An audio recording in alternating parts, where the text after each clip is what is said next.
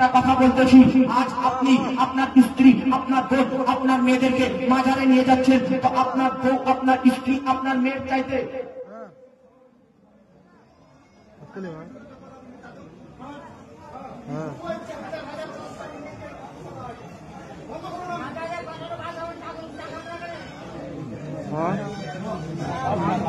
ঠিক আছে।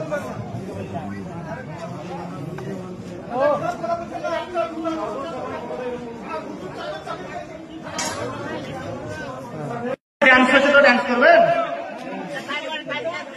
পাথর চাপ দিতে তো গান বাজনা করে, তো গান বাজনা করেন।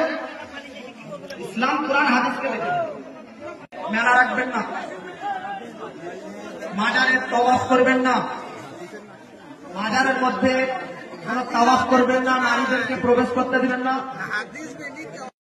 উত্তেজিত হয়ে কোন আলেমদেরকে অপদস্থ করিয়েন না, কোন আলেমকে গালিগালাজ করিয়েন না।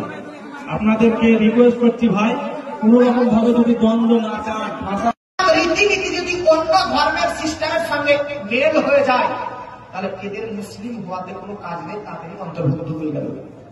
মাটির একটা মূর্তি তৈরি করে মাজারের মধ্যে রাখতেছেন, পাপ হবে নেকি হবে? এই জন্য কখনো মাজারের মধ্যে এই ঘোড়া রাখবেন না, মাজারের মধ্যে কোপটা রাখবেন না, মাজারের মধ্যে